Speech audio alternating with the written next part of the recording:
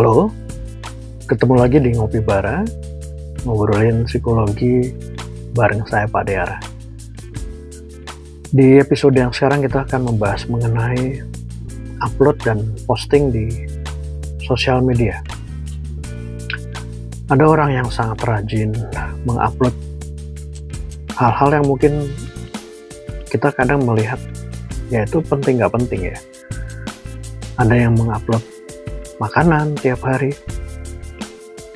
ada yang upload penampilannya, ada yang upload kegiatan dia, ada yang upload hal-hal yang random yang bikin kita juga bingung ini maksudnya apa gitu ya. Ada juga yang mengupload permasalahannya dengan keluarga, lengkap dengan drama dan babak-babak lanjutannya. Tapi sebelum kita judging, sebelum kita menghakimi, ada baiknya kita bertanya dan kita belajar untuk bijak dan belajar memahami kenapa sih orang suka sekali posting dan gimana cara menyikapi supaya tidak menimbulkan adanya hal-hal yang sifatnya emosional dalam arti negatif. Bagian yang pertama ini kita akan membahas kenapa orang suka posting. Dari sudut pandang psikologi, upload itu bukan hanya sekedar upload ya. Ada kebutuhan psikologis yang ingin dipenuhi saat seseorang menekan tombol post. Ya. Pertama, kebutuhan akan eksistensi diri. Dan media sosial itu memberikan ruang untuk berkata bahwa aku ini ada loh. Aku ini hidup. Please, tolong lihat aku. Dan di otak kita, setiap kali ada like, kemudian view, ada komen, dan kalau itu semakin banyak, itu akan melepas dopamin, hormon yang sama-sama naik atau muncul pada saat kita merasakan makanan yang sangat nikmat, sedap, ataupun ketika kita mendapatkan hadiah. Makanya postingan itu seperti ibarat snack ya, mungkin kecil saja, tapi bikin kita ketagihan. Kedua adalah kebutuhan untuk validasi. Karena manusia, kita sebagai manusia pada dasarnya adalah ingin disukai, ingin diakui. Ada orang yang sebenarnya sedang merasa tidak cukup ya, dalam tanda kutip, lalu memposting untuk mencari konfirmasi. Aku ini oke kan, bahwa hidupku ini nggak kalah menarik kan dengan kalian. Dan ini bukan hal yang salah sebenarnya, karena ini adalah sebuah mekanisme bertahan, walaupun ada kalanya kurang sehat. Yang ketiga, bahwa manusia itu butuh untuk bercerita. Kalau zaman dulu, kita itu mungkin berkumpul di meja makan, di tengah pinggiran api unggun untuk saling bercerita. Kalau sekarang ceritanya di Instagram, Facebook, mungkin TikTok ya. Karena pada dasarnya manusia itu adalah pendongeng. Postingan bagi sebagian orang itu adalah ibarat catatan harian ataupun sebuah jurnal digital ya. Keempat, keterbiasaan otak digital. Neuroscience mengatakan bahwa semakin sering kita membagikan sesuatu, maka akan semakin kuat jalur sarafnya, neuropatnya. Terbentuklah sebuah kebiasaan otomatis. Ini tidak hanya untuk sekedar bicara postingan ya, tetapi untuk semua jenis aktivitas yang secara rutin dilakukan tiap harinya, dan itu menjadi sebuah pola. Jadi kadang bukan karena pentingnya, tapi karena otak sudah terbiasa melakukan itu. Di bagian kedua kita bicara mengenai mengapa upload hal yang tidak penting ya. Ini mungkin membingungkan kita sebenarnya. Kenapa sih harus ada postingan-postingan yang nggak penting gitu, nggak terlihat punya arti begitu, kurang lebih ya.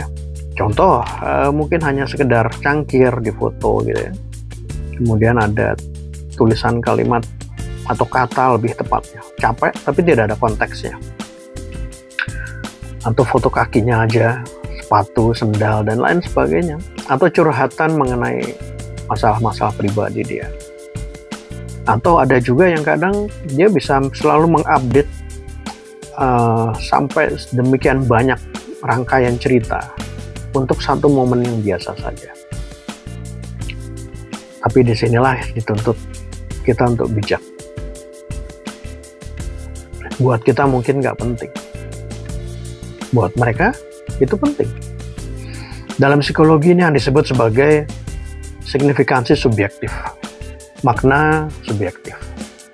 Buat kita mungkin receh, tapi buat orang lain itu momen loh, itu kenangan, itu pesan, itu simbol.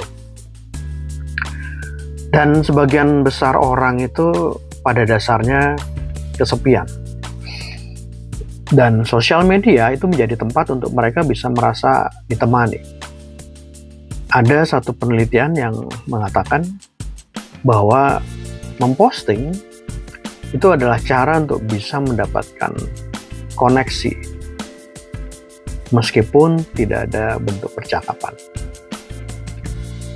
Dan postingan yang kita lakukan itu adalah salah satu bentuk untuk mengekspresikan diri. Ada orang yang mungkin menyalurkan melalui tulisan, ya, foto, ada juga yang mungkin dia menyalurkan energinya dengan berinteraksi langsung dengan orang lain. Tapi ada juga yang mungkin memposting banyak hal tentang diri dia dan sekitarnya. Lalu selanjutnya bahwa sebagian besar postingan itu sebenarnya adalah kode, sebuah bentuk komunikasi, ya, yang dilakukan oleh seseorang untuk seseorang, untuk pasangannya mungkin, keluarganya, atau untuk diri sendiri, atau bahkan untuk alam semesta.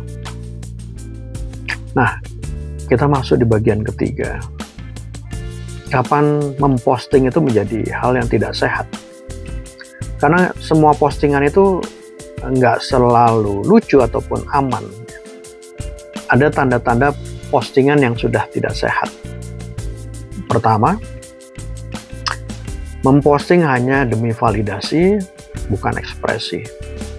Dan ketika tidak mendapatkan validasi yang ia cari, itu orang akan merasakan kegelisahan, ya, kecewa, dan lain sebagainya. Bahkan bisa muncul kecemasan. Kedua, oversharing. Membagikan hal-hal yang terlalu bersifat personal, terlalu pribadi.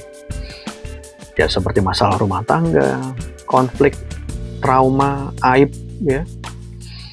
Bahayanya bukan cuma buat diri dia sendiri, tapi juga orang lain.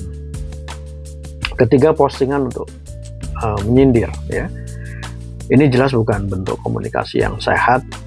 Ini tanda-tanda emosi yang tidak matang sebenarnya. Nah, ini yang keempat, ini yang tidak kalah penting dan harus diketahui. Hidup itu jadi hanya untuk kamera, ya, bukan untuk alasan diri kita sendiri. Bahwa setiap momen itu harus didesain, dirancang seestetis mungkin. Dan ini pasti akan sangat menguras tenaga, pikiran, energi. Dan kalau sudah seperti ini, media sosial tidak lagi menjadi alat, tetapi menjadi tuan. Nah, di bagian keempat, kita bicara mengenai bagaimana kita menyikapinya. Pertama, bahwa kita harus ingat, media sosial ini pada dasarnya tidak selalu terisi dengan hal-hal yang nyata sepenuhnya, ya. Yang diposting itu adalah highlight, bukan kehidupan asli. Jadi nggak usah iri, nggak usah membandingkan. Kedua, kita nggak harus kok ngerti semua postingan. Ada memang hal-hal yang belum bisa kita pahami. Cukup sekedar tahu aja, lalu kita lewat aja. Ketiga, ya kita gunakan fitur mute, ya. Kita buat silent. Ya, bukan untuk membenci orang yang memposting, ya, tapi kita sendiri juga butuh kewarasan. kesehatan mental kita. Mood ini cara paling halus untuk menjaga jarak tanpa memutus silaturahmi. Keempat, bahwa kita harus menyadari bahwa setiap orang itu punya mode bertahan hidup dengan caranya masing-masing. Posting itu adalah bagian dari mekanisme coping, ya. Bagi sebagian orang itu adalah cara untuk mencari rasa aman dan sekaligus untuk bisa menguatkan. Jadi kalau kita merasa terganggu, mungkin kita harus bertanya juga, kita ini terganggu karena postingannya atau jangan-jangan karena kita iri, kita insecure ya, atau kita mengalami kejenuhan sehingga membutuhkan rehat digital yang tentunya harus kita lakukan lah sesekali. Nah, bagian kelima, kita bicara mengenai bijaklah di era digital di mana setiap orang punya kemampuan untuk memposting. Memposting itu bukan masalah sebenarnya. Dan tidak memposting juga bukan masalah. Yang menjadi masalah adalah ketika hidup kita dikendalikan oleh pandangan orang lain. Karena postingannya tadi. Media sosial itu seperti panggung terbuka kan. Ada yang tampil, perform di situ. Ada yang menjadi penonton saja, ada yang diam ya. Ada yang sibuk di balik layar. Ada yang juga sibuk mengomentari sampai terlalu banyak sehingga dia lupa dengan hidupnya sendiri. Artinya ini bukan tentang siapa yang paling rajin memposting, tapi bagaimana kita menjaga kewarasan.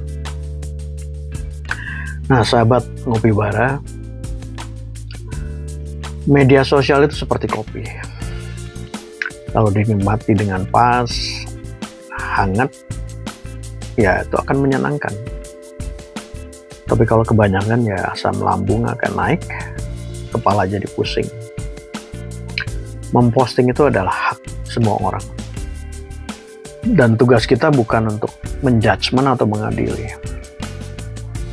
tetapi menjaga diri agar tetap waras, tetap sadar, dan tetap punya batas. Jadi, terima kasih sudah mengikuti episode kali ini. Semoga apa yang kita dengar hari ini dan kita bahas bersama ini membuat kita lebih tenang di dalam menghadapi dunia yang penuh dengan unggahan tapi miskin kedalaman. Saya Pak Deara, jaga bara semangatmu, jangan padam oleh timeline orang lain, dan bangun kualitas timelinemu sendiri. Salam Ngopi Bara.